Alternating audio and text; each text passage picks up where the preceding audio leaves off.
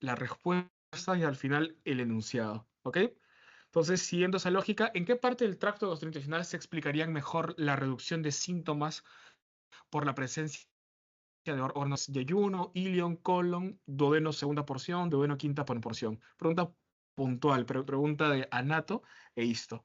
¿Qué dice? Paciente varón de 20 años fue a comer a un restaurante de dudosa procedencia una ensalada. Al cabo de 6 horas, el paciente comienza con diarrea, dolor abdominal. Sin embargo, después del uso de zinc y sal de hidratación oral, mejora.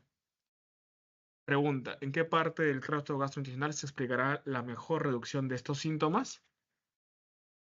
Entonces, básicamente les está diciendo dónde hay órganos linfoides, por lo tanto la respuesta es la B, ¿no? Sí. Simple. Por el sí, porque ahí se puede. ¿Ok? En el ilion. ¿Ok? Entonces, más o menos para hacer un pequeño recordaris, algo sencillo, algo rápido. Momento. Ah, tengo que tomar screenshot y enviarlo, que ya estamos iniciando. ¿Un ratito? Ya.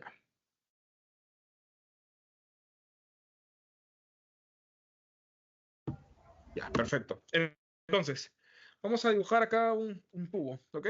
Vamos a imaginar que es el duodeno, yeyulon, hasta ilion, ¿ok? Cosas que les van a ayudar para resolver preguntas, ¿ok?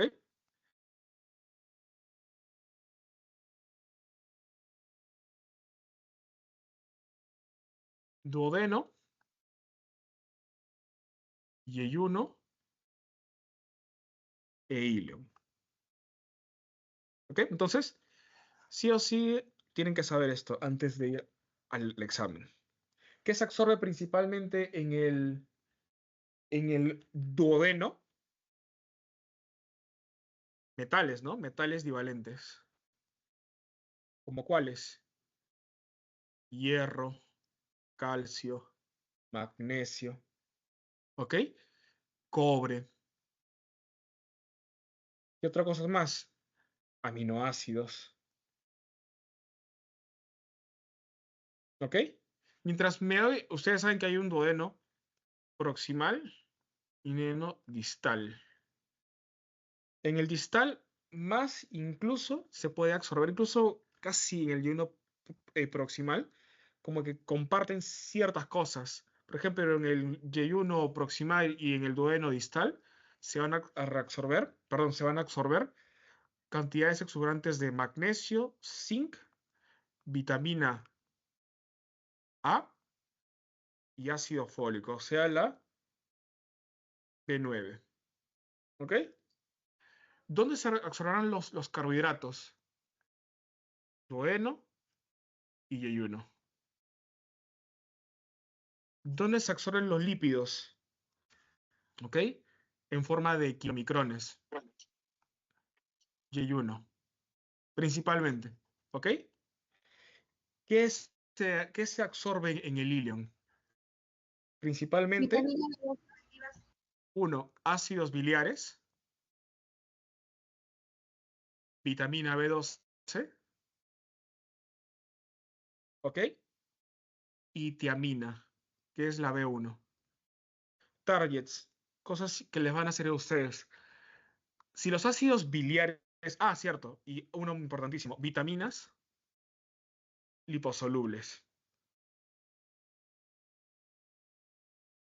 ¿Cuáles son? Las famosas ADEC.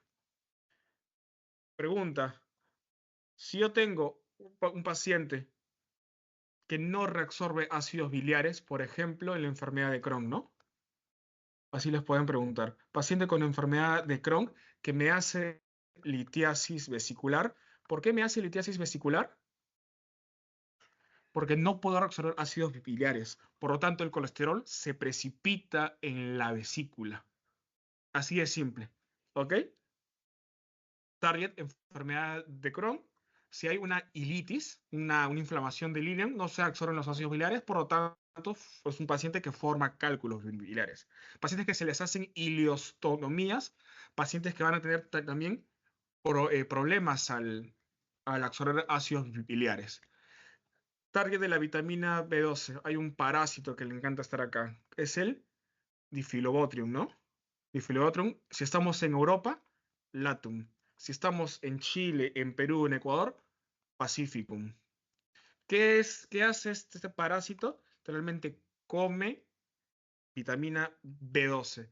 Y la vitamina B12 es importante para sintetizar ciertos aminoácidos, o claro, ciertos aminoácidos como la metionina. ¿Ok? Incluso me puede ayudar a reparar el ADN o el ARN. Por lo tanto, pacientes que tengan, bueno, el caso típico, paciente varón, mujer, que se dedique a la pesca, pescador, industria pesquera, qué sé yo, el dato es que coma pescado crudo. Vale decir sashimi, sushi, maki, ceviche, tiradito, así les pueden preguntar. Paciente que tiene alto riesgo de Difilobotrium o difilobotrasis. ¿Cuál es el problema del Difilobotrium? Que es un paciente que o sea, es un parásito que le encanta estar en el ilion. Por lo tanto, compite contra ustedes para comerse la vitamina B12. ¿Ok? Bueno, esto es más de lo mismo, ¿ok? Las placas de Peyer. Ustedes saben que siempre en las barreras, en las primeras en la primera línea de defensa, ustedes tienen piel y mucosas intactas. En esas piel y mucosas intactas tenemos un anticuerpo, que es la IgA. Puede estar a manera de dímero o manera de monómero. El punto es pacientes que no hayan recibido lactancia materna exclusiva, disminución de la lactancia materna exclusiva. Yo, cuando le paso a un niño leche materna, calostro, una leche materna ya maduro, yo le estoy pasando IgA, ¿ok? Por lo tanto, pacientes que no han recibido lactancia materna exclusiva, pacientes que van a tener déficits por inmunoglobulina de tipo A, pacientes que no recibieron, por ejemplo, eso, van a tener aumento de infecciones gastrointestinales. A la cabeza, giardia. ¿Ok? Cualquier infección gastrointestinal, pero lo que siempre que preguntó y siempre se va a preguntar es que también aumenta la incidencia de yardiasis. La yardiasis es un parásito que literalmente come hierro. ¿Ok? Por lo tanto, como les dije, ¿dónde se absorbe el hierro? En duodeno, los metales divalentes. Cosas importantísimas que tienen que saber ustedes con respecto al hierro. Tienen dos, ¿no? La forma férrica, la forma ferrosa, ¿no? La forma ferrosa es más sabrosa, por lo tanto se absorbe mejor. Si no se absorbiese, si no tengo la forma ferrosa, yo tengo que convertir mi forma férrica a ferrosa. ¿Y cómo lo hago? Con una proteína. ¿Cuál es esa proteína? ¿Alguien sabe?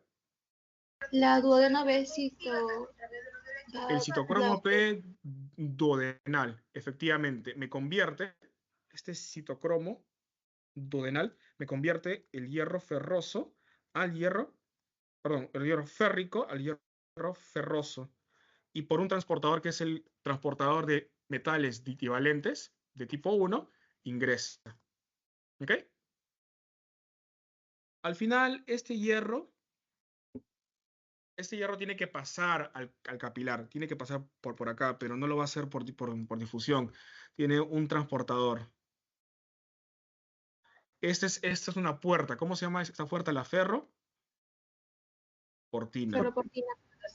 ¿Quién inhibe la ferroportina? La La epsilina. epsilina. ¿Quién me sintetiza la epsilina? El hígado. ¿Por qué sintetizo epsilina? Porque tengo inflamación crónica. Pacientes con inflamación crónica, cualquier enfermedad que a ustedes se les ocurra, enfermedades inflamatorias, más comunes en mujeres, artritis reumatoide, lupus, colagenopatías, en general aumentan la producción, bueno, aumentan la inflamación. Por lo tanto, la epsidina aumenta. Por tanto, es un paciente que con el tiempo va a tener anemia de tipo normocrómica, normocítica. Y si ya los depósitos de hierro que son por la ferritina se agotan, ¿cuánto tiempo se agotan? En 6 meses. Por eso ustedes tienen que darle a su paciente, según la norma técnica, 6 meses de hierro. ¿Para qué? Para no solamente aumentar el hierro que está en sangre o la transferrina, para también aumentar los depósitos. ¿Dónde están los depósitos? En la médula ósea, en el hígado de ferritina. Cuando ya se agotan los depósitos, pasa de ser una anemia normocrómica normocítica a una anemia de tipo hipocrómica, ¿ok? Microcítica. ¿Por qué? Porque no tengo hierro, ¿ok? Miren, eso es justamente lo que les van a preguntar. El factor intrínseco, el producto es el factor intrínseco y el ácido clorhídrico. ¿Cómo así? ¿Cómo sintetizo ácido clorhídrico o factor intrínseco? ¿Quién me hace esto? Las células parietales o las células oxínticas, ¿no? Son lo mismo, oxínticas. ¿Para qué necesito factor intrínseco? Es necesario para que se una, ¿ok? A la vitamina B12. Es su transportador, por así decirlo.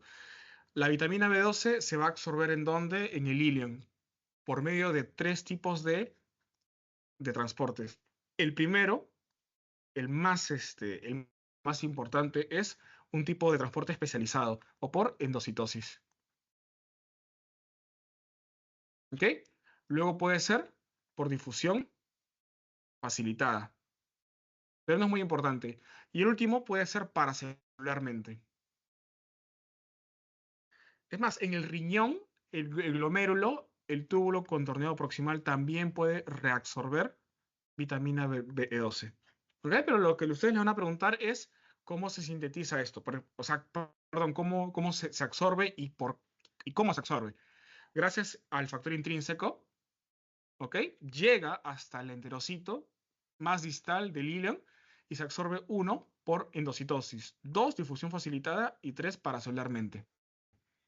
Por lo tanto, casos clínicos, casos que le van a importar a ustedes, pacientes con anemia perniciosa. ¿Qué pasa con ese tipo de anemia? ¿Qué pasa? Básicamente se producen anticuerpos. Anticuerpos contra dos cosas. Uno, células parietales. Y la otra contra factor intrínseco. Si no tengo células parietales, no produzco factor intrínseco. Si no tengo factor intrínseco, no absorbo vitamina B12. Por tanto, son anticuerpos contra estas dos cosas. Paciente que tiene anemia perniciosa, paciente que tiene anticuerpos que destruyen básicamente la mucosa gástrica. ¿Pero qué destruyen la mucosa gástrica? Las células parietales. ¿Qué otra cosa destruyen? El factor intrínseco. Por lo tanto, paciente que tiene deficiencia de vitamina B12. ¿Ok? Vamos a ver acá. Acá vamos a dejar compartir para graficarles algo. Quiero graficarles algo.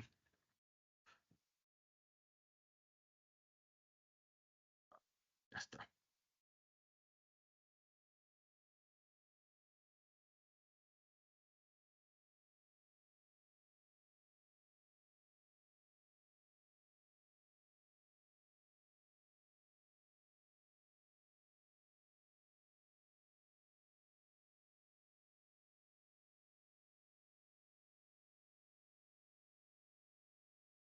¿Ok?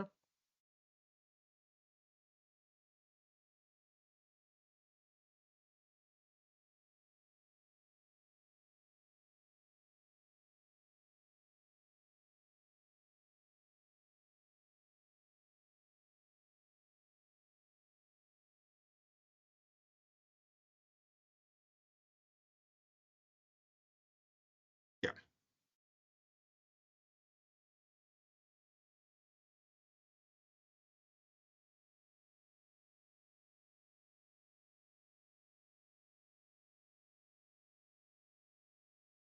Ya. Siguiente.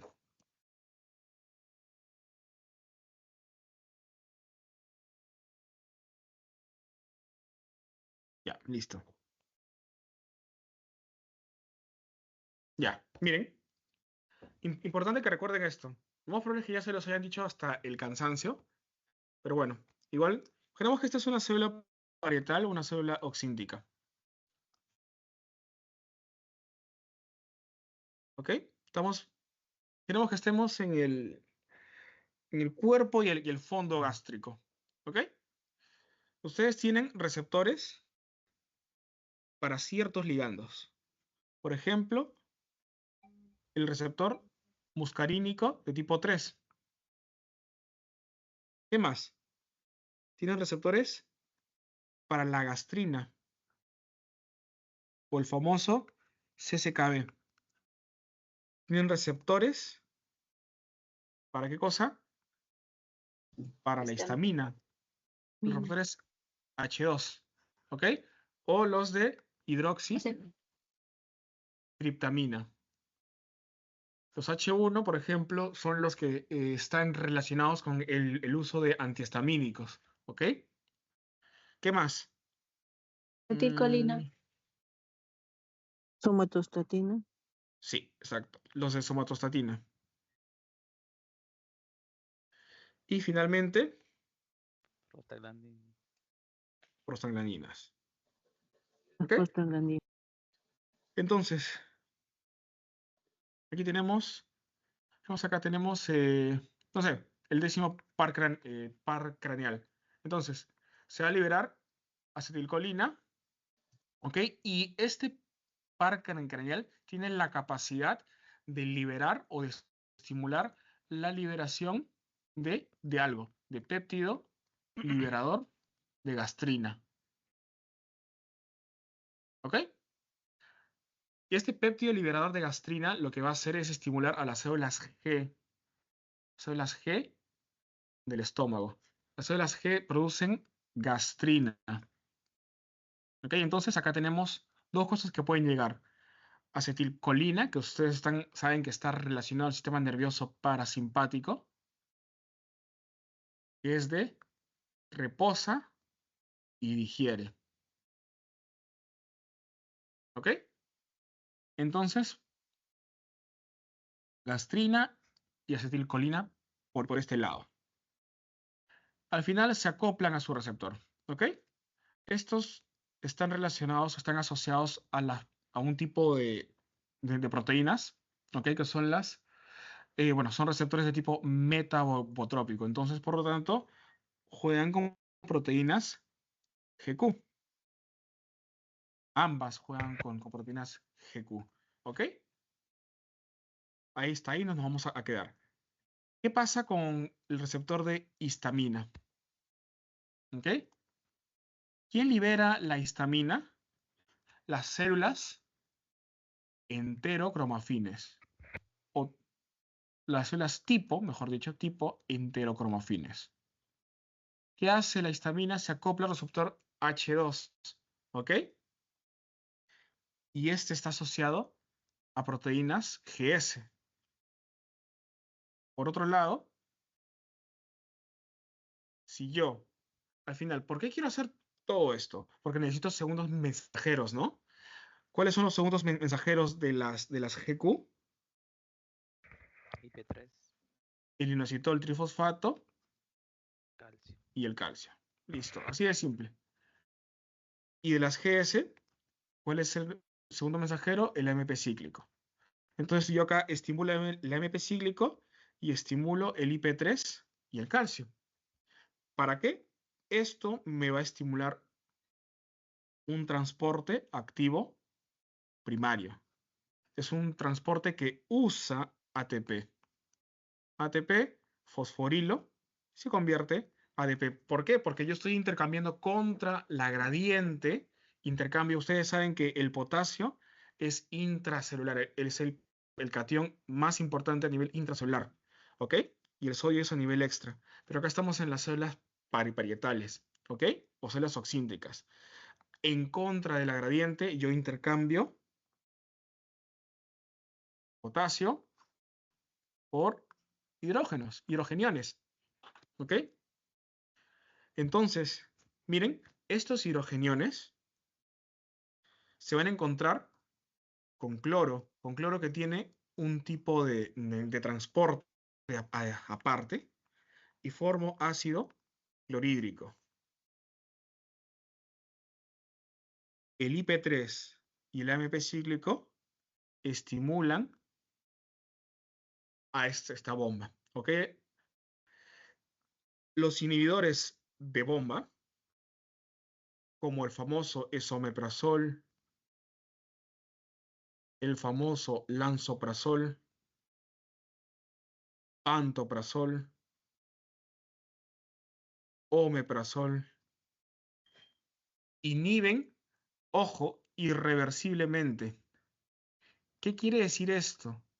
Si es de manera irreversible, inhiben esta bomba hasta que esta célula parietal... ¿Ok? ¿Puede repetir, doctor? Eso lo Se entendió, cortó. doctor. Ujú. Ah, ya. ¿Se me escucha entrecortado? Solo Sí, esa sí. parte nomás, doctor. Ah, ya, listo. Entonces, ¿qué hacen estos inhibidores de bomba de protones? Inhiben, acá lo voy a poner con resaltador, inhiben irreversiblemente, ojo, irreversiblemente, a la bomba de potasio e hidrogeniones. ¿Ok? ¿Qué quiere decir que sea irreversiblemente? Que lo va a inhibir hasta que esta célula se destruya. ¿Ok? No es como, por ejemplo, los inhibidores del receptor de histamina. Vamos a ponerlo de otro color. Los receptores, los inhibidores o los bloqueadores del receptor H2, por ejemplo, la ranitidina, lo hacen de manera reversible. Quiere decir que no es necesario que esta célula se destruya. Va a llegar un punto en que el fármaco ya no va a tener actividad y por lo tanto se va a desligar. ¿Ok? Pero este no. Este lo hace de manera irreversible. ¿Qué quiere decir esto? Que hasta que no se destruya esta célula, eso lo va a seguir inhibiendo. ¿Ok? Hay otros dos ligandos. La somatostatina y la prostaglandina. ¿Qué hacen estos dos? Estos juegan con la vía de las proteínas GI inhibitorias. ¿Qué hacen las GI? Disminuyen el AMP cíclico, hacen todo lo contrario. Si la somatostatina se une acá y la prostaglandina se une acá, lo que me va a hacer es disminuir el AMP cíclico. ¿Ok? Por lo tanto, va a haber menos secreción o menos actividad de esta bomba. ¿Ok? Ejemplos con casos clínicos. Por ratito voy a conectar la laptop para que no se apague. Ejemplos de casos clínicos.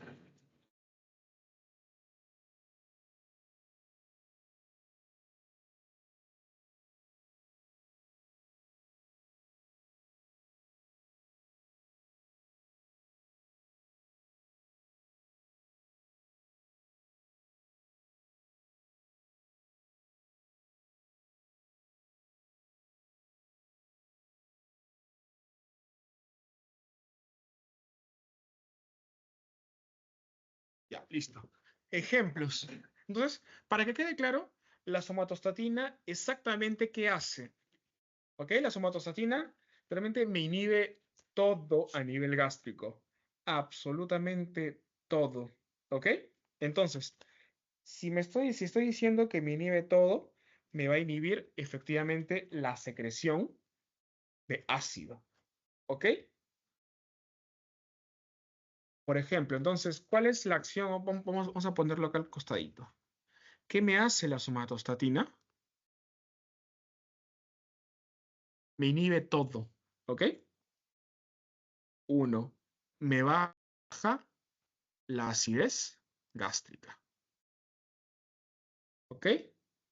Y me baja, obviamente, también la secreción de pepsinógeno.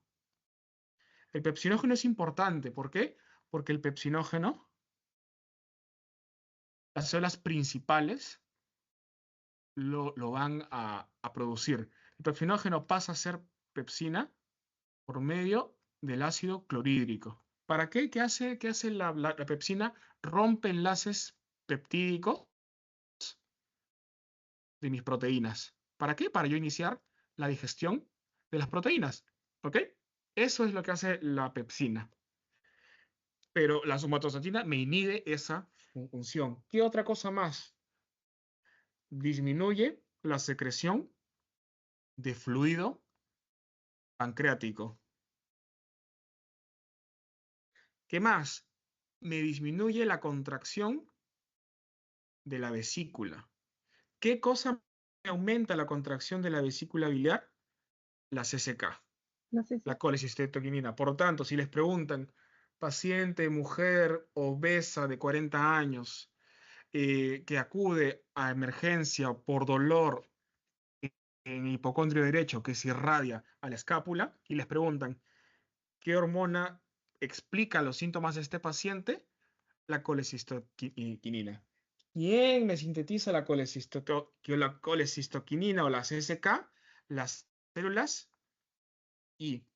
¿Dónde están las células I? Duodeno y yeyuno.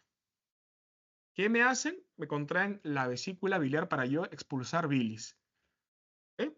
Vamos a poner acá un pequeño recordaris nada más. ¿Qué más? ¿Qué más me hace la somatostatina? Me disminuye los niveles de insulina y glucagón. O mejor dicho, me disminuye la liberación, mejor dicho. La liberación de insulina y de glucagón.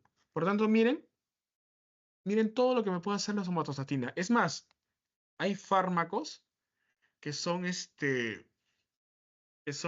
análogos de somatostatina. Por ejemplo, el ocreotide. ¿Ok?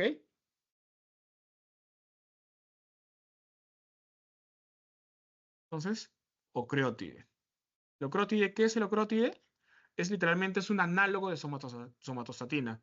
Yo podría, en teoría, yo podría dar ocreotide para disminuir la acidez gástrica, pero ¿para qué otra cosa puedo utilizarlo? Por ejemplo, para tratar un sangrado varicoso. ¿Para qué otra cosa más? Puedo utilizarlo para tratar un bipoma. ¿Qué es un bipoma? Es un tumor, ¿ok? Un tumor que puede ser pancreático, pero es rarísimo, que me produce BIP o péptido intestinal vasoactivo. ¿Ok? ¿Qué me hace el BIP? El BIP, el BIP para empezar, normalmente es liberado, y puede ser pregunta de examen, es liberado por los ganglios parasimpáticos. ¿En dónde? En los esfínteres. ¿En dónde más? En la vesícula biliar.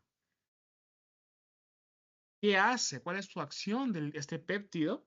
Aumenta la secreción de electrolitos, ¿ok? Y de agua. Y recuerden sus clases de bio, si yo elimino demasiados electrolitos que son osmóticamente activos, jalo agua del intracelular, ¿ok? Si tengo muchos solutos acá, afuera de mi célula y dentro de mi célula tengo pocos, ¿ok? Porque eso es lo que hace el BIP, aumentar la secreción de electrolitos. El agua va a salir por ósmosis. Realmente me llena de electrolitos acá y me llena de agua. Por eso el paciente que tiene bipoma es un paciente que tiene un tipo de diarrea secretora. ¿Ok? Es un tipo que tiene diarrea secretora. Les pueden preguntar así. Ya saben, péptido intestinal vasoactivo.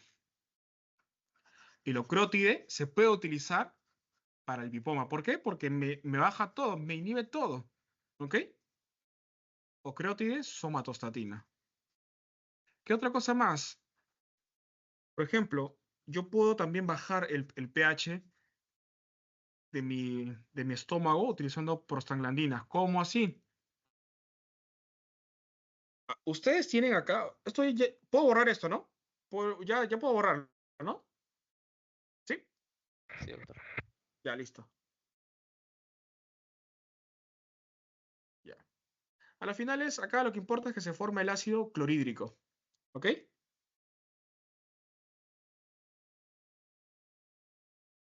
Un momento.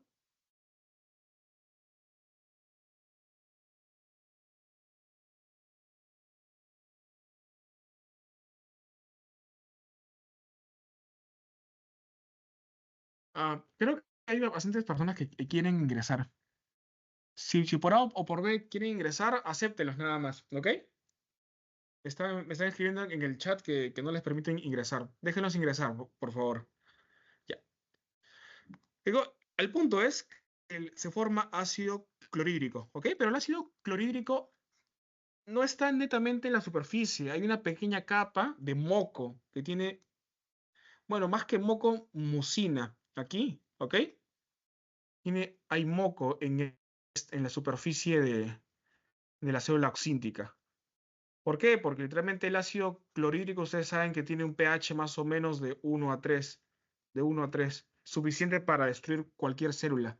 Por lo tanto, necesito una fina capa o una pequeña capa de moco que me impida que me destruya mi célula. ¿Ok? Antiguamente se utilizaba un fármaco, que es el misoprostol. Se utilizaba para tratar úlceras gástricas. ¿Ok? Pero hay un problema. Pero para empezar, ¿qué era el misoprostol? Era un análogo de la prostaglandina E1. ¿Ok? ¿Qué hace la prostaglandina normalmente? Miren, me inhibe la secreción gástrica. Pero no solamente hace eso. Ustedes en ese moco, en ese pequeño moco que tienen entre su enterocito y el espacio o el lumen donde está el ácido clorhídrico, tienen también prostaglandinas. ¿Ok? Si tengo más prostaglandina, obviamente lo que voy a hacer es aumentar el moco que hay. ¿Ok?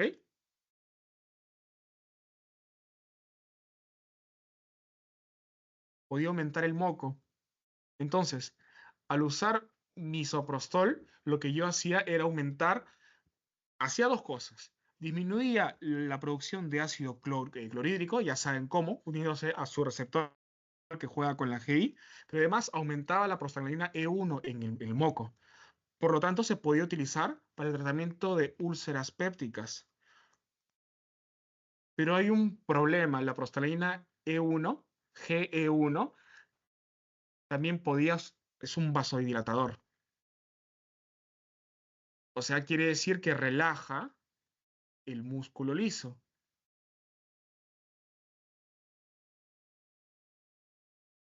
Ya, relaja el músculo liso. Ustedes saben que acá en el útero tienen su cervix, tienen su OSI y su OCE, su orificio cervical interno y externo, y lo que hacía era dilatar, ¿ok? Dilataba, relajaba ese orificio, por lo tanto promovía abortos, ¿ok? Entonces por eso se dejó de usar para el tratamiento de úlceras pépticas. Pero en teoría, o sea, obviamente no lo pueden usar en gestantes, pero si no tienen omeprazol, ranitidina o creotide, pero si tienen misoprostol y su paciente no está gestando y como ya razón es hombre, pueden utilizar si tiene una úlcera péptica. Obviamente ya se está dejando de usar porque hay otros mejores fármacos, como por ejemplo los inhibidores de bomba de protones. ¿Ok?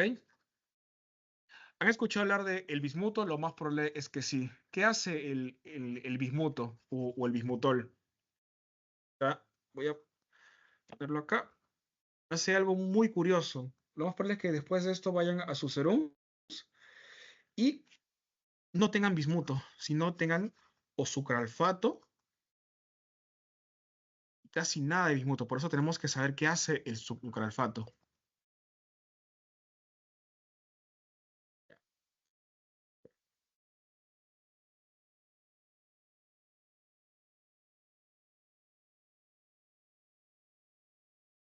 ¿Dónde estás? Acá está.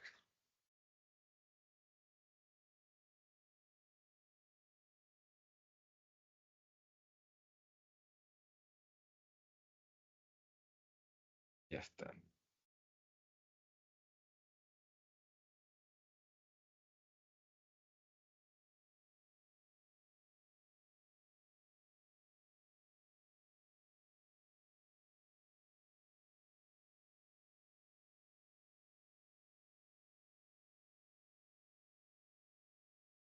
Ya, entonces miren.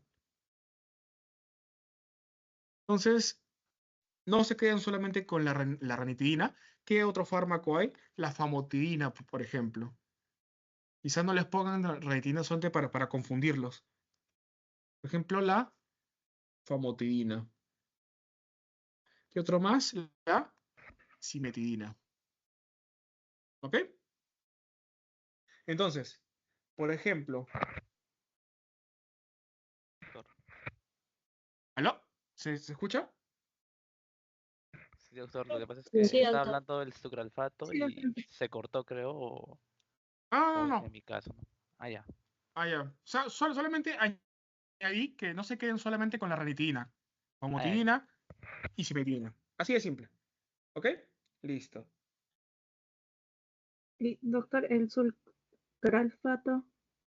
Ya, justamente de eso quiero hablarles ahorita. Miren, realmente el sucralfato y el bismuto actúan como una barrera de moco adicional. ¿Ok? Ustedes tienen una pequeña barrera de moco, pero el bismuto y el sucralfato lo que hacen es aumentar esta barrera física que hay. ¿Ok? O sea, cuando ustedes se tomen su sucralfato o su bismuto, van a aumentar esa barrera, pero el bismuto, y esto les es un tip para ustedes, el bismuto no se toma así porque sí.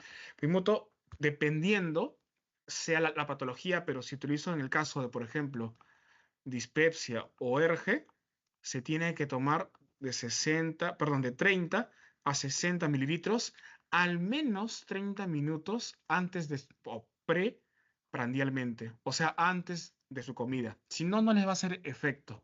¿Ok? Entonces el bismuto es una barrera adicional. Y el sucralfato. ¿Ok? El sucralfato también puede hacer lo mismo. ¿Ok?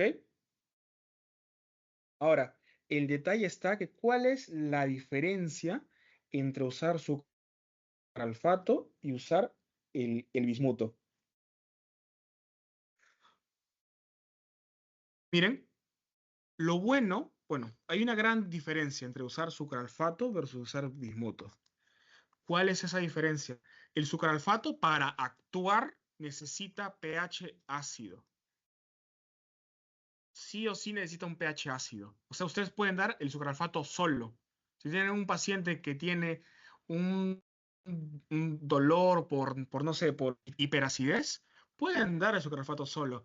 Pero el bismuto no, el bismuto necesita ser asociado a bombas, o bueno, necesita un pH un poco alcalinizado. Por tanto, ustedes tienen que asociar bismuto más su bomba de protones. Es por eso que existen las terapias cuádruples para el Helicobacter pylori. Es asociando bismuto con un inhibidor de bomba. Es por eso, porque el bismuto no puede actuar muy bien por sí solo. En cambio, el sucralfato sí lo puede hacer totalmente solo. El sucralfato no se los den con las comidas. O sea, tienen que dárselo antes de las comidas, un ambiente totalmente ácido. ¿Ok? Si dan bismuto, denlo en esta porposología, pero asócienlo siempre a un inhibidor de bomba. ¿Ok? Siempre. Sigamos. Si misoprostol, ya está. Todo esto es lo más importante. Ya. Sigamos. Eso más de lo mismo. Bueno, pepsina.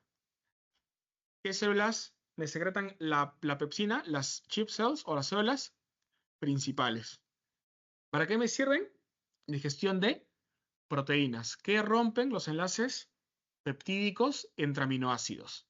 Aminoácido, aminoácido, aminoácido, con su NH3 y su grupo CO al final. Ok, perfecto.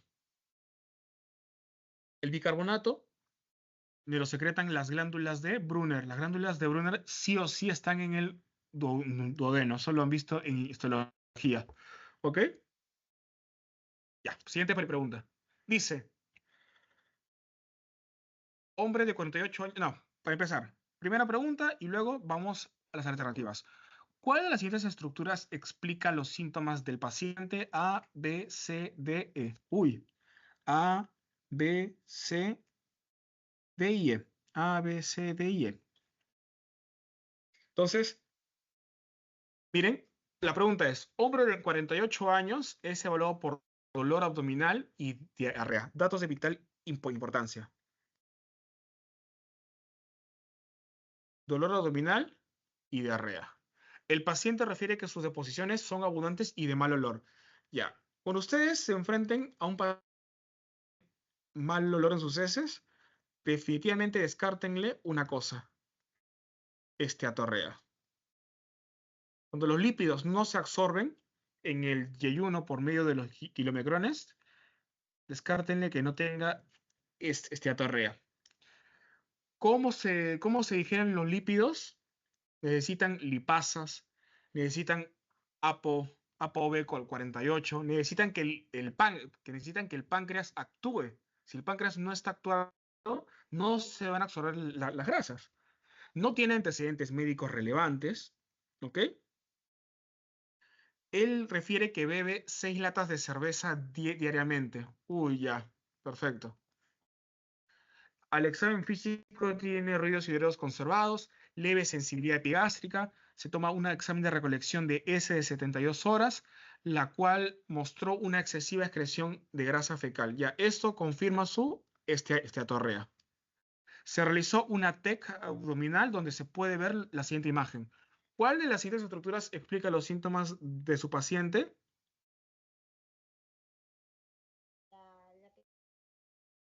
¿Cuál? La E. La E, doctor. ¿Quién da más? ¿Quién da menos? Pero, ya, entonces, esto es un paciente que tiene un problema definitivamente al absorber las grasas. ¿Quién me ayuda a absorber grasas? Lipasa, por ejemplo. La lipasa pancreática. La lipasa, ojo, también hay lipasa salival, pero no es tan importante. ¿Ok? Pregunta. ¿Cuál de estas imágenes de TAC es el páncreas? Sabríamos qué color es, porque en Amazon también está así con esa. En Amazon diré en eBay. Y en eBay. ¿Ve? La B, exacto, chicos. La B. La B es la respuesta. B. Es un paciente que tiene insuficiencia pancreática crónica. ¿Por qué? Porque es importante el páncreas, porque el páncreas me permite absorber grasas. ¿Por qué? Porque la bilis, la lipasa pancreática, la fosfolipasa A2, ¿qué más? La colesterol éster hidroxilasa, no, perdón, hidrolasa, son enzimas que me desdoblan, que me rompen, que me ayudan a digerir grasas. ¿Qué pasa si todas estas enzimas, bueno, excepto la bilis, obviamente, qué pasa si la lipasa pancreática, la fosfolipasa 2 y la poliéster hidrolasa se activan en el páncreas? Me producen pancreatitis, ¿no? Pancreatitis aguda. Pero ¿qué pasa si yo tengo pancreatitis aguda a repetición? Voy al médico de emergencia, me evalúan, me tratan y me voy. Lo mismo todos los años. Llega un punto en el cual el páncreas ya literalmente se empieza a fibrosar, ¿ok? Y deja de producir esas enzimas. Hay insuficiencia pancreática, por lo tanto, esas enzimas no me van a actuar. Por lo tanto, el paciente va a tener problemas en la digestión y en la absorción de grasas. Es un paciente que tiene insuficiencia pancreática crónica, ¿ok? Por lo tanto, no absorbe grasas. Paciente que tiene esteatorrea. Miren, entonces acá está lo que estaban viendo acá en el páncreas. Esto es la segunda porción del duodeno. Esta es la vena cava inferior. Esta es la aorta abdominal y este es el yeyuno, ¿ok? Básicamente es un paciente que no va a poder absorber grasas y por lo tanto tampoco vitaminas liposolubles como las famosas ADEC. ¿Ok? Entonces, si por A por B les ponen ahí el test de la silosa, está normal. ¿Qué es la silosa? La silosa es un monosacárido. Ustedes, cuando comen, a ver, más o menos acá, déjenme.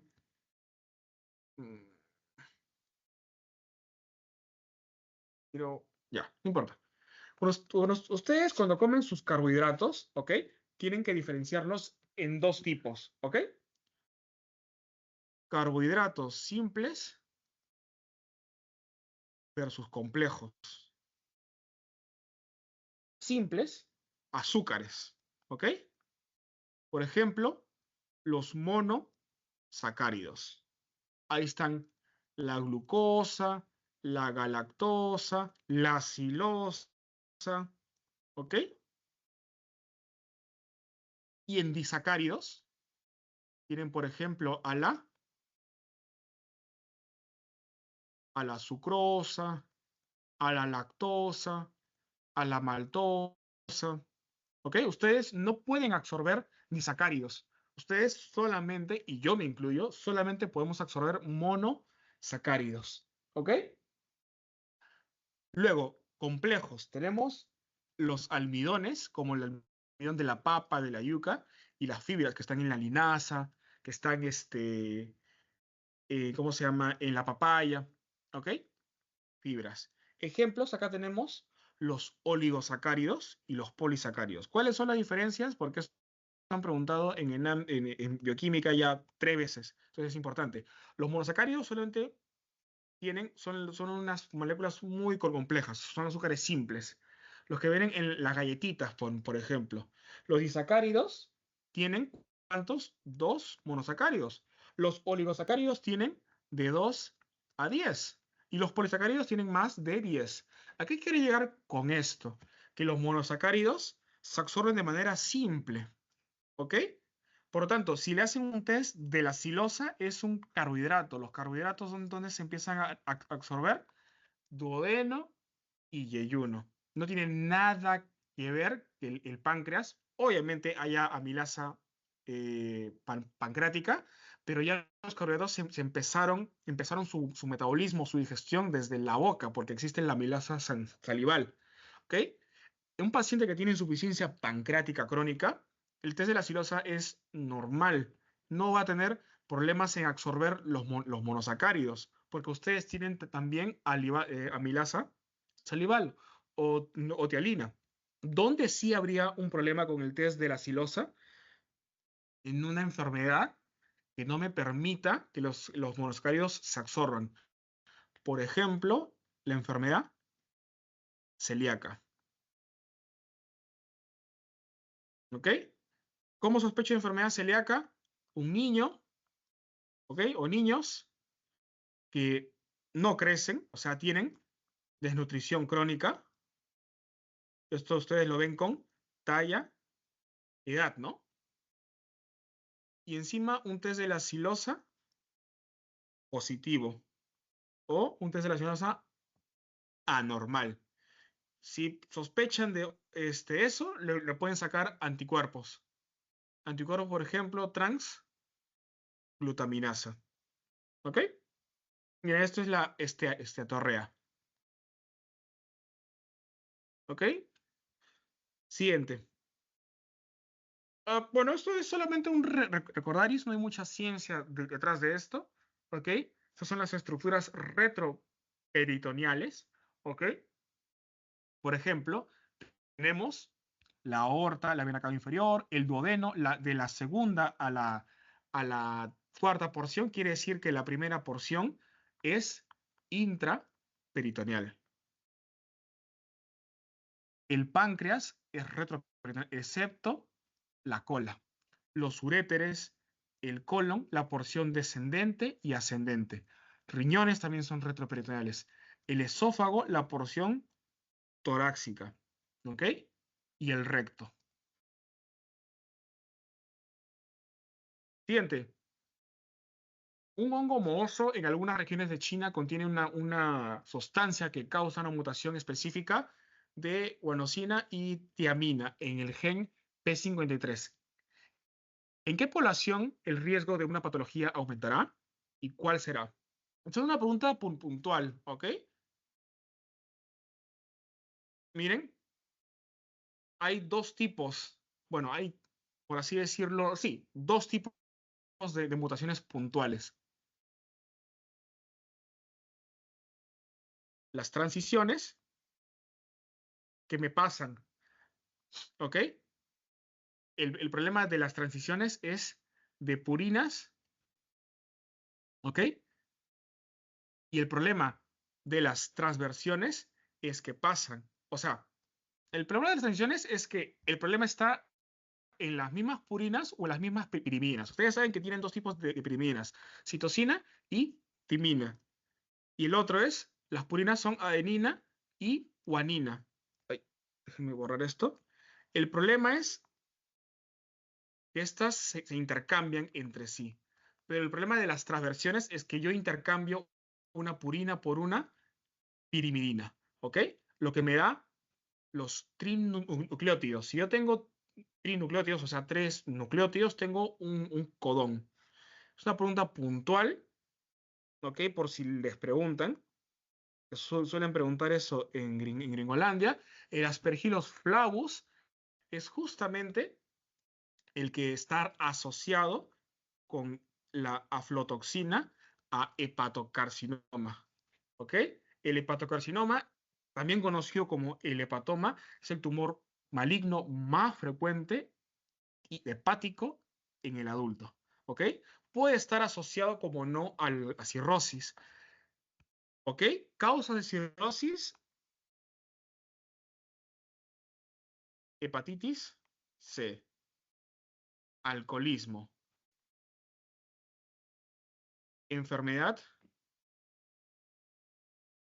bueno, antiguamente llamada la enfermedad por hígado graso, enfermedades autoinmunes o la hemocromatosis. ¿Qué es la hemocromatosis? Es un depósito anómalo de hierro, ¿ok? Y la enfermedad de Wilson es una enfermedad en la cual hay un depósito anómalo de cobre, ¿ok? Donde tienen el anillo de Kaysen-Fleyer en justamente la membrana de Besement, ¿ok? Acá también está relacionado a deficiencia de alfa-1 antitripsina y les doy un tip para esto. Paciente que tiene déficit de alfa-1 antitripsina, piensen en dos cosas. Búsquenle problemas pulmonares y búsquenle problemas hepáticos. ¿Qué tipo de enfisema me da? Enfisema panacinar. Aquí búsquenle hepatopatías. Si ustedes en su caso clínico, en su pregunta, les ponen un paciente que tiene clínica pulmonar, al final se dan cuenta que tiene enfisema o un patrón obstructivo, ¿ok? Es un paciente, búsquenle que no tenga una hepatopatía, o sea, si tiene un aumento de la TGP, de la TGO, de la fosfatasa alcalina, hepatopatía. Ustedes, paciente robot, paciente que tiene déficit de la alfa-1 antitripsina. Así de simple. Por tanto, aquí la pregunta es puntual. De guanina a timina es una mutación de tipo transversión, ¿ok? Por tanto, el problema es de cáncer de hígado.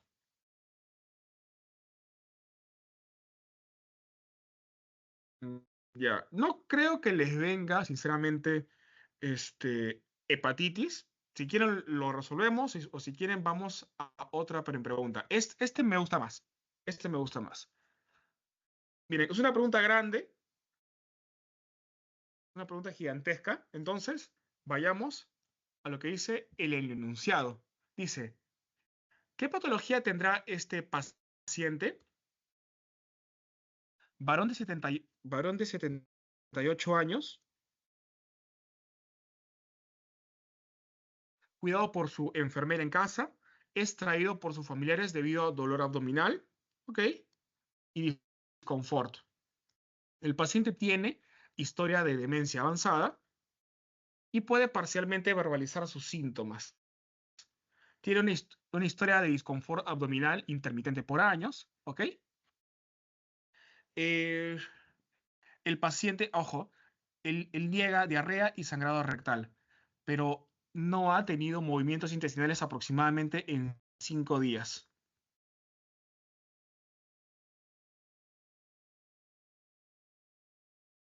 El paciente se encuentra crónicamente encamado y tiene una mínima actividad durante el día. Tiene colonoscopías pasadas que muestran algunos episodios benignos. Tiene antecedentes de demencia, enfermedad coronaria, hipertensión, estenosis espinal y artritis. En pocas palabras, es un abueloma. Durante el examen físico no se palpan masas, ni sensibilidad o hepatoesplenomegalia. Se le administra polietilenglicol y se producen movimientos gástricos dentro de las 24 horas. Pregunta, ¿qué patología tendrá este paciente?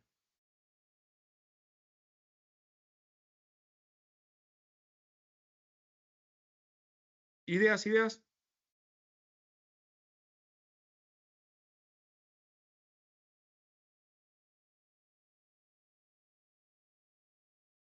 ¿Los cuatro? Para empezar, miren, Crohn puede ser.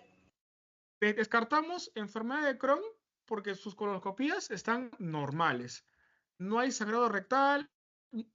¿Ok? Es un paciente que es un abuelito que no se mueve. ¿Ok? Prolapso rectal, se me va. ¿Tengo algo para pensar en síndrome carcinoide? No. Podría No ser tengo síndrome de nada, ¿no? intestino irritable. ¿Cómo? Síndrome de intestino irritable. ¿No? ¿Ok? Para empezar, el síndrome, vamos a ponerlo acá. Vamos a ver. ¿Dónde está mi...?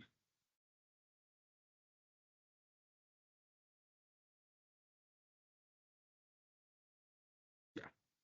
Para empezar, para que seas un síndrome o un tumor, un síndrome carcinoide, mejor dicho, ¿ok?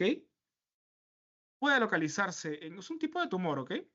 Apéndice, intestino delgado, estómago. Ya me está diciendo que ninguna colonoscopía o endoscopía ha salido patológica, ¿ok? Entonces es un tumor que me produce ciertas sustancias, ¿ok? Que lo que me va a hacer al final es diarrea, disnea y algo que se llama flushing, ¿ok? Es un tumor neuroendocrino que me produce hormonas. En pocas palabras. Entonces, nada, no tengo nada para pensar en un síndrome carcinoide. ¿Qué me queda? ¿Intestino irritable o deficiencia de lactasa? ¿Ustedes qué piensan? Ojo, la mayoría de la respuesta se encuentra más o menos acá, miren.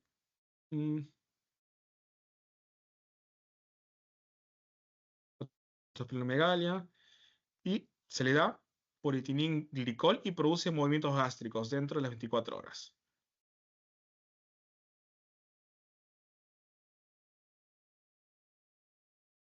La 1. ¿Quién da más? ¿Quién da menos? La 1, doctor. La 3, deficiencia de lactasa. A ver. Miren, para empezar, por favor, chicos, apaguen su micro porque se escucha un eco.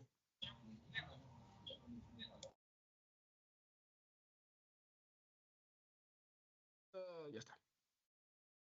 Miren, síndrome de intestino irritable, si bien es cierto, podría ser una de sus impresiones diagnósticas. Para empezar, es un diagnóstico de exclusión. Está mucho más relacionado a mujeres, ¿ok? Y se asocia, obviamente, a un mal estilo de vida. Mal estilo de vida, pero también puede estar asociado a un aumento de la secreción de serotonina y expresividad de los receptores de 5-hidroxitriptamina a nivel intestinal. Básicamente es un paciente que alterna dos cosas. Alterna diarrea y estreñimiento. ¿Ok? Este caso clínico no me dice que alterne. Es más, me niega diarrea.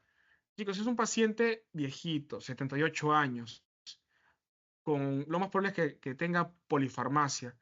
Tiene 1000 enfermedades, demencia avanzada. Y encima es viejito, ¿ok? Me junta todo. Encima ni siquiera se mueve. Este es un paciente, por lo tanto, descarto síndrome de intestino irritable y me quedo con deficiencia de lactasa. ¿Por qué deficiencia de lactasa?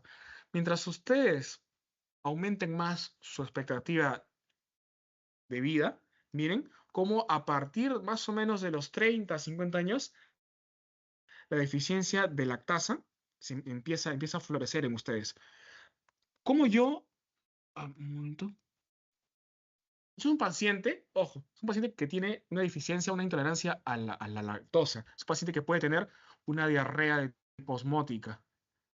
¿Por qué? Porque los disacáridos, como la lactosa, son osmóticamente activos. Por lo tanto, me jalan por ósmosis, arrastran agua. Si aumento muchos solutos aquí y tengo pocos solutos acá, el agua sale. Por lo tanto, el paciente debuta o tiene episodios de diarrea desencadenados por el consumo de lactosa. ¿Ok? Entonces, ¿dónde es más común? Y esto es el caso típico. Un paciente de 20 años que dice que los lácteos no le hacían nada. Después, cuando tuvo 60, la leche, el queso empezaron a caerles mal. ¿Por qué? Porque hay una deficiencia de lactasa asociada a la edad. ¿Cómo yo absorbo monosacáridos? Con este transportador, el, el SGLT de tipo 1. ¿Qué tipo de transporte es? Es un transporte activo secundario. Y el GLUT5 es el que me transporta fructuosa desde el ápice del enterocito hasta dentro del enterocito. ¿Qué tipo de transporte es? Es un tipo de transporte de difusión facilitada. ¿Ok? ¿Cómo absorbe esto? Ustedes recuerdan por histología que hay en la membrana apical del enterocito algo que se llama las microvellosidades. Estas microvellosidades tienen la famosa chapa estriada. La chapa estriada o borde en cepillo que me aumenta la superficie de absorción. ¿Ok? Por lo tanto, me puede aumentar la absorción de los monosacáridos. Entonces, quizá, no sé si les pregunten esto, pero igual se los voy a poner. La sucrasa es una enzima que me desdobla esto. La maltosa, la maltotriosa, la sucrosa y las alfa-dextrinas. Mientras tanto, la isomaltasa me desdobla las alfa-dextrinas. ¿Ok? La maltasa me desdobla a la maltosa en dos cosas, en dos glucosas. La lactasa me desdobla, perdón, la lactasa me desdobla a la lactosa en glucosa y galactosa. ¿Ok? Quizá, bueno, no sé si les pregunten eso, pero bueno. Igual se los menciono por si acaso. Entonces, en mi borde en cepillo, tengo todas estas enzimas que me van a favorecer la absorción. Miren, esta es otra pregunta. Bueno, esto es justamente los criterios de Roma 4. Básicamente lo que les he dicho. Siempre acompañen eso a una escala de Bristol, por ejemplo. Es lo que les he dicho. Siguiente. Las siguientes toxinas o drogas actúan inhibiendo el flujo a través de la membrana. ¿Cuál de los siguientes inhibe un transporte activo primario?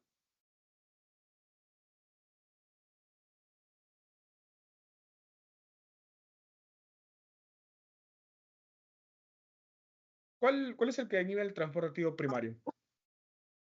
Omeprazol. El omeprazol. Exacto. El omeprazol. Si lo quiero graficar acá, esta es la bomba ATP, ADP, fosforilo, y yo intercambio potasio con hidrogenioles. El omeprazol inhibe esto. Así de simple. A ver este. Básicamente lo que hemos visto. Siguiente. Mujer de 43 años, obesa, presenta la emergencia con epigastralgia severa al comer. Comida pesada o comida hipercalórica, por si desean decirle así. Tiene episodios similares después de la ingesta de comidas grasas.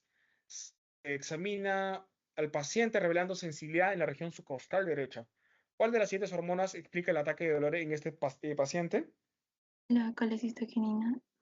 Listo. ¿no? Perfecto. Entonces, ¿qué me hace la colecistoquinina? ¿Cuál es su acción? 1. Aumenta la secreción pancreática. Aumenta la contracción vesicular. ¿Qué más? Disminuye el vaciamiento gástrico. Aumenta la relajación del esfínter de Oddi. ¿Ok? Eso hace la colecistoquinina. ¿Qué me hace la secretina? ¿Quién me secreta la secretina? Las células S. ¿Sí? Sí. Exacto. En el duodeno. ¿Qué me hace esto? Aumenta la secreción De bicarbonato. de bicarbonato pancreático. ¿Ok? ¿Qué más? Disminuye la secreción ácida gástrica y aumenta la secreción de bilis. O sea, me promueve un medio alcalino, en pocas palabras. La motilina es importante porque esta es una hormona que literalmente me la sintetiza el intestino delgado y es liberada por las células enterocromofines, ¿ok? Y es literalmente la hormona que me permite el balanceamiento entre comidas. O sea, ¿qué quiere decir? Entre mi desayuno y mi almuerzo no se quedó la comida estancada porque la motilina estaba aumentando el peristaltismo. ¿Ok? La somatostatina, ya saben, ocreotide, inhibe todo. Y la gastrina, las células G. ¿Ok? Bueno, esto es lo mismo. Allá, esta. El gráfico es del paciente. Acá tengo la concentración de bicarbonato y acá tengo la hormona X en sangre. ¿Por qué tipo de célula es producida la hormona X? Células S duodenales, células G gástricas, células alfa pancreáticas, células beta pancreáticas, hepatocitos. Hombre de 50 años con historia de abuso de alcohol, es evaluado por diarrea crónica y pérdida de peso. Hinchazón y deposiciones sueltas por 2 años. Describe sus heces como malolientas y grasientas. Eso es un paciente que tiene insuficiencia pancreática hasta demostrar lo contrario. Ah, justamente, se sospecha de insuficiencia pancreática. Pero sus exámenes salen normales. Uy, perfecto. Hasta demostrar lo contrario. El paciente es sometido a un test en el cual se mide la concentración de bicarbonato de un aspirado duodenal cuando se le infunde una hormona X. El gráfico es el siguiente. O sea, miren, el bicarbonato aumenta cuando esta hormona aumenta. O sea, son directamente proporcionales. Pregunta, ¿qué hormona será? Las células S. La secretina. Sí, ¿no?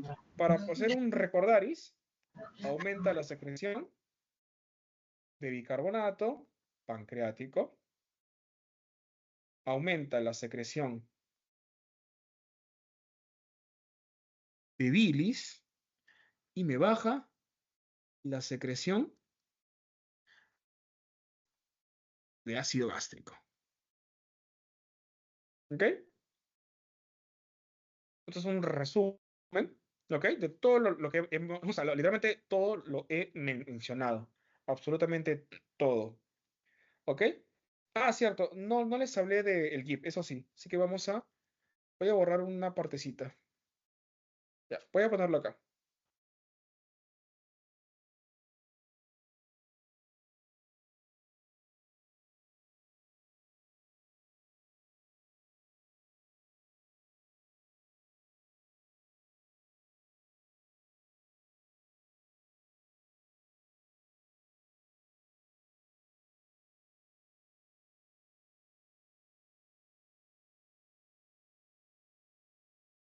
Entonces el GIP. Ya. Para empezar, son las células K, ¿no? ¿Dónde son las células K? Duodeno y yeyuno. ¿Ok? Que secretan el famoso GIP. Para los amigos, el péptido insulinotrópico dependiente de glucosa. ¿Ok? Hay dos cosas que me hace este GIP. Una acción exocrina y una acción endocrina. Si hablo de acción exocrina, me disminuye la secreción gástrica de hidrogeniones. ¿Ok? Muy parecido a las células S del duodeno o de la secretina. Y la función endocrina me aumenta la producción de insulina. ¿Ok? ¿Quién me regula todo esto? Por acá. ¿Quién me regula todo esto? La ingesta, por ejemplo, de ácidos grasos, de aminoácidos y de glucosa oral. Vale decir carbohidratos, proteínas y lípidos. ¿Ok? Eso es importantísimo. Perfecto. Listo, entonces eso es lo más importante. A ver esta.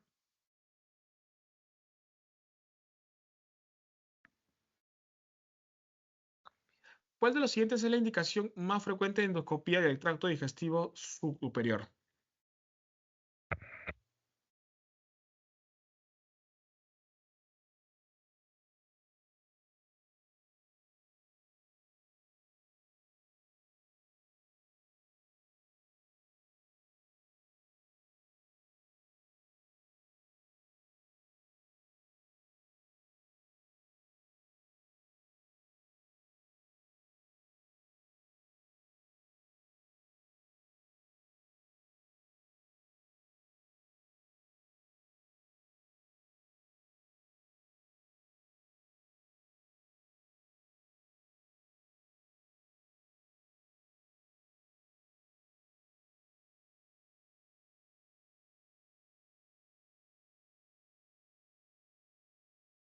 ¿Qué es lo más frecuente, chicos?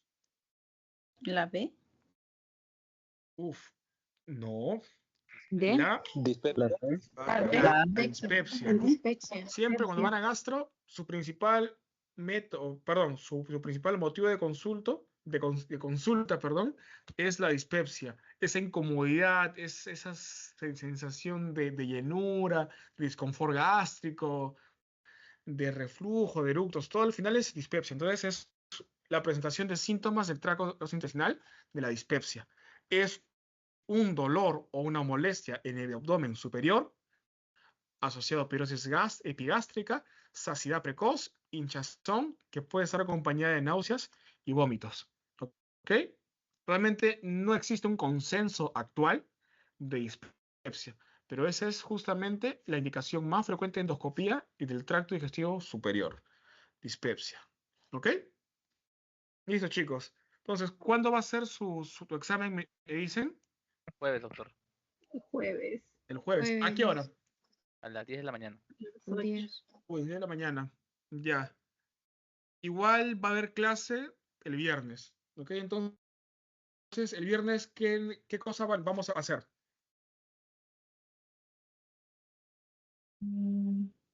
Igual gastro, amor. ¿Gastro igual? Sí, ¿Seguro? porque PC4 también va a venir gastro. Ah, ya, Renal. listo. Entonces, Va a venir el renal viernes también. volvemos a hacer Nefro. gastro. Vamos a hacer las partes que no Y hemos nefro. hecho. Nefro. Renal.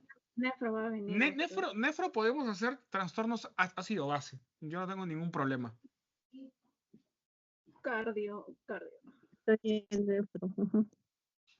Ya, igual, si pueden entrar a los repasos de seminario 2, ahí ya estamos, ya hicimos valvulopatías, hicimos ciclo cardíaco, ya hicimos fisio cardiovascular. Entonces, yo les recomiendo que igual, si tienen la oportunidad de ingresar, ingresen. ¿Ok? Listo, chicos. Entonces, hemos culminado por el día de hoy. ¿Ok? Ya, doctor, muchas gracias. Muchas gracias, doctor. Muchas gracias. Gracias, doctor. Gracias, doctor. Listo. Gracias, doctor. Nos vemos. Gracias, doctor.